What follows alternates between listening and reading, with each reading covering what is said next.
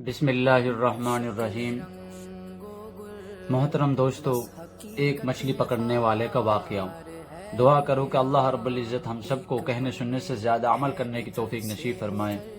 واقعہ یہ ہے کہ ایک آدمی مچھلی پکڑ رہا تھا۔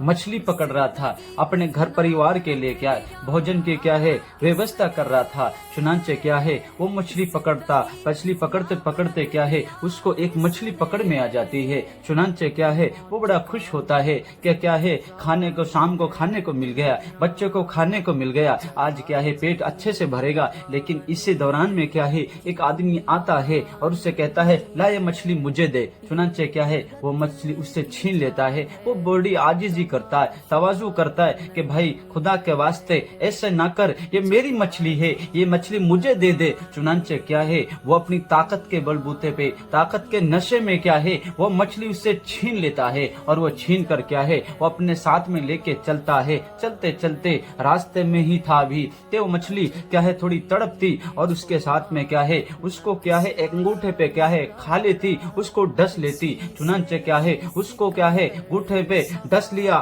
کھا لیا، اس کو درد محسوس ہونے لگا، اس کو تکلیف محسوس ہونے لگی۔ چنانچہ وہ اس تکلیف کو لے کر ایک ڈاکٹر کے پاس میں گیا۔ ڈاکٹر کے پاس میں جانے کے بعد میں ڈاکٹر نے جانچ کی، معائنہ کیا، اس کو پٹی لگائی، اس کو بینڈیج کیا گیا۔ چنانچہ اگلے روز پھر وہ اپنے انگوٹھے کی تکلیف کو لے کر، اپنے انگوٹھے کو پٹی کو لے کر وہ دوبارہ گیا۔ ڈاکٹر نے اس کی پٹی کھولی۔ چنانچہ دیکھتا کہ اس کا زخم پہلے سے بھی زیادہ ہے، اور اس کی تکلیف پہلے سے بھی زیادہ بڑھ رہی ہے۔ چنانچہ ڈاکٹر نے جانچ کرنے کے بعد میں کہا کہ بھائی یہ جو تمہارا انگوٹھا ہے اس میں بہت زیادہ تکلیف بڑھ رہی ہے، اگر آپ اس انگوٹھے کو یہاں سے نہیں کاٹو گے تو آپ کا پورا ہاتھ گلنے کا خطرہ ہے، پورا ہاتھ ختم ہونے کا خطرہ ہے۔ چنانچہ مرتا کیا نہ کرتا اپنے ہاتھ بچانے کے لیے۔ انہوں نے کہا کہ بھائی کوئی بات نہیں، میرا انگوٹھا کاٹ دا، میرا انگوٹھا ہے کاٹ دو، لیکن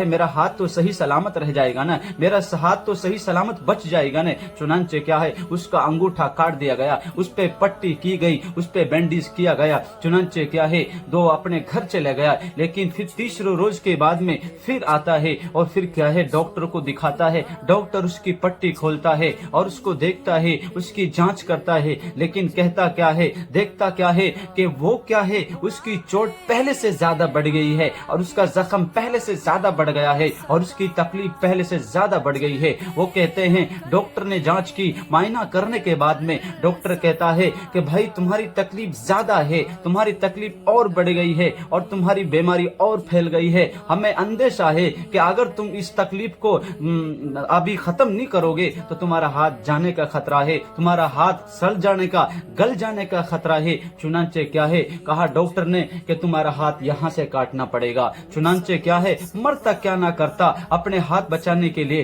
انہوں نے کہا کوئی بات نہیں، میرا ہاتھ یہاں سے کاٹ دو۔ چنانچہ وہ ہاتھ کاٹ دیا گیا۔ چنانچہ وہ اپنا گھر گیا۔ گھر جانے کے بعد میں دیکھتا ہے اس کو تکلیف میں آرام نہیں، اس کی چوٹ میں فائدہ نہیں۔ چوتھے دن وہ پھر آتا ہے اور پھر ڈاکٹر کو دکھاتا ہے۔ ڈاکٹر دیکھتا ہے، چیک کرتا ہے، اس کی پٹی کھولتا ہے، اور اس کی پٹی کھولنے کے بعد میں دیکھتا زخم اور زیادہ ہو گیا، زخم اور زیادہ ہو گیا، اور وہ بیان کرتا ہے کہ میری تکلیف اور زیادہ بڑھ رہی ہے۔ چنانچہ ڈاکٹر نے کہا کہ بھائی ایک ہی راستہ ہے، آپ کا ہاتھ یہاں سے کاٹنا پڑے گا۔ چنانچہ کہ اسی وجہ سے اس صورت میں ہی آپ کا ہاتھ بچ سکتا ہے۔ چنانچہ انہوں نے کہا کہ کاٹ دیجئے، مرتا کیا نہ کرتا اپنے ہاتھ بچانے کے لیے، اپنے جسم بچانے کے لیے۔ چنانچہ انہوں نے کہا کہ کاٹ دیجئے۔ چنانچہ اس کا ہاتھ یہاں سے کاٹ دیا گیا۔ چنانچہ کاٹنے کے بعد میں اس کو پٹی کر دی گئی، اس کو زخم پہ دوا لگا دی گئی، بینڈیج کر دی گئی۔ چنانچہ وہ پھر اپنے گھر چلا جاتا ہے، اور گھر جانے کے بعد میں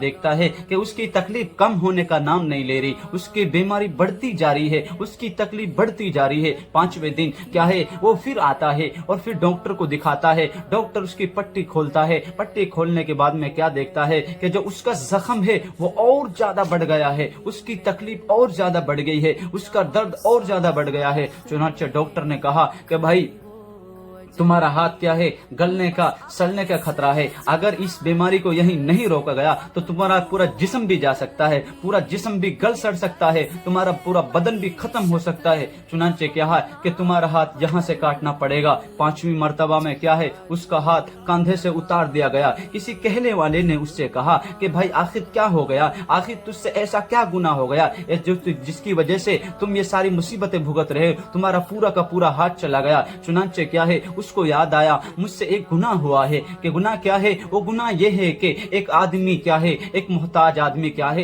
ایک مچھلی پکڑ رہا تھا. مچھلی پکڑتے پکڑتے اس کو ایک مچھلی آ گئی. میں نے اس کی مچھلی چھین کے لے آیا اور اپنی طاقت کے بل بوتے پہ چھین کے لے آیا. چنانچہ کیا ہے کہ میں راستے میں لے کے آیا, مجھے کاٹ لیا.